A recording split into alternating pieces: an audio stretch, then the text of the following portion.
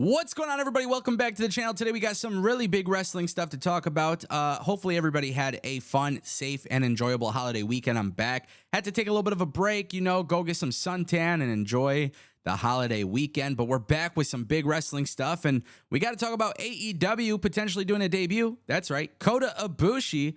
Oh man, this one's exciting.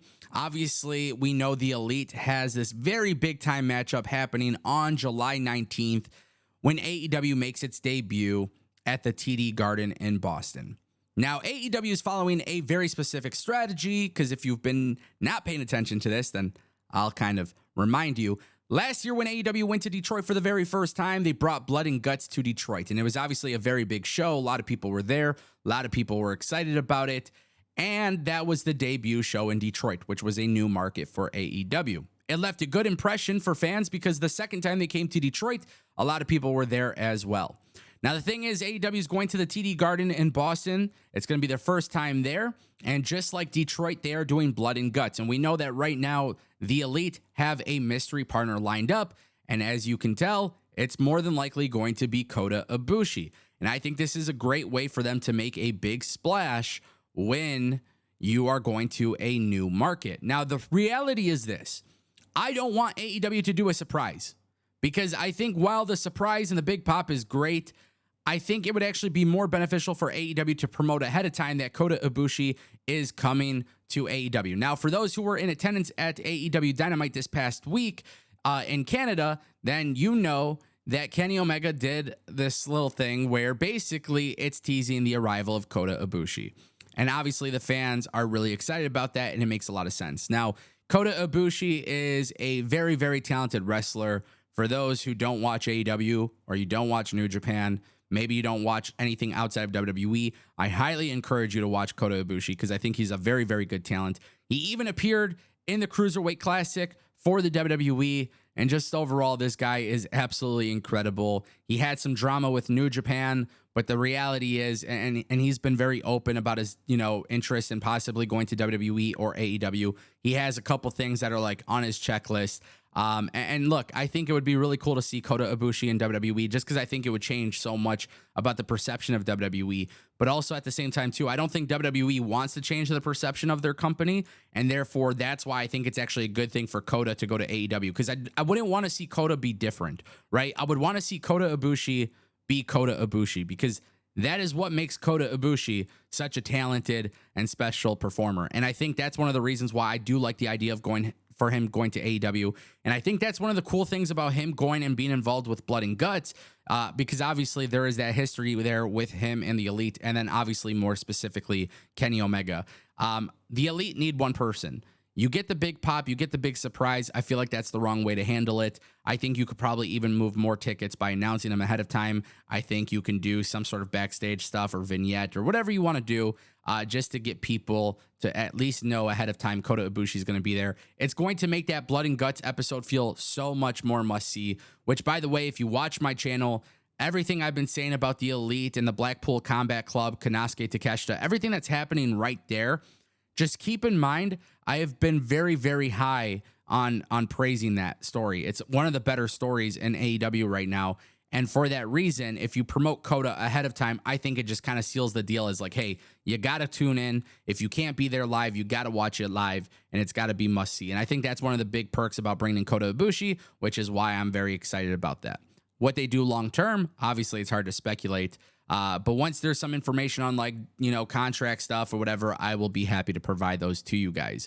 Let's talk a little bit about NXT. WWE has an interesting new strategy with NXT. We've talked a little bit about Nick Khan trying to make NXT a more prominent third brand, and I think that's a great strategy as long as you're still using it to develop new faces. However, one thing that was really interesting is Baron Corbin did like a pre-taped interview, right? It was kind of like this thing where like he just kind of like he's embarrassed, right? Like he's kind of been like this whole thing where like it was about his reputation and everything. And now he didn't. It's like this interview vignette where basically he's throwing away his history, right? He talks about not wanting a manager, which is obviously in reference to JBL. He talked a little bit about like he was throwing his old Happy Corbin gear in there and, all of these different things. Basically, he ends up by saying There's no more gimmicks, no nonsense, and like no bullshit or something like that. So the thing is, WWE NXT is moving Baron Corbin to NXT, right? WWE's moving him to NXT for the sole purpose of getting him acclimated to a new refreshed gimmick. And I think this is the right strategy. And I've been talking about this for a while. Look at what happened with Apollo Crews. Look at what happened with Dana Brooke. Look at what happened with a lot of these other wrestlers that have gone to NXT. They can go to NXT, do something different, and it's up to WWE as to how they want to refresh them. What is the long-term plan here? We don't know, but this is going to be a very big test because the only person that I really remember going to NXT and actually spending time there was Dolph Ziggler. Like, he actually spent a little bit of time each week going there, and obviously he won the NXT championship. They didn't do anything to capitalize off that when he came back to the main roster, right? Dana Brooke just lost the other week on NXT. She hasn't come back to the main roster refreshed. But if this idea is guys like Corbin or Mustafa Ali, if these people from the main roster go to NXT, hey, we're going to try to do a gimmick change. We're going to try to see what works. And then put you back to the main roster. I think that's a good strategy. I think it's a lot more logical than just having them drop their character and come back with a different character. WWE has gotten really good about making sure that they're not insulting your intelligence, right? And that's the one thing I loved about the Baron Corbin vignette interview thingy, whatever. Like, that video package thing basically sold to me, hey, Baron Corbin is somebody we've known for a while, needs a refresh. Now, let me remind you, months and months ago, when he was losing to Cody Rhodes and he was doing the whole backstage thing of being embarrassed constantly and constantly losing, people were like, oh, he's being buried. No, I told you guys months ago, it's in the works for something greater. This is that thing. And Baron Corbin just needs to be taken seriously. Guys, we have some bad news for Roman Reigns, and this is actually kind of strange. This is kind of funny. Roman Reigns lost. He got pinned by Jey Uso. Really cool. That's what happened at Money in the Bank, and we talked about that on Saturday, right? Now, the reality is this, and I love talking about this because social media is such a big component to everything that happens in wrestling. But for some reason, Roman Reigns has been banned from TikTok. And WWE is such a strong brand. It has such a strong presence. I feel like one email, one text message, one phone call can make this very, very, very obsolete.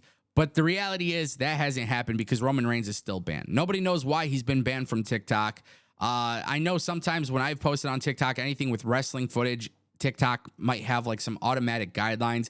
But the reason why this is bad news for Roman Reigns is because Roman Reigns has been very, very good about using TikTok.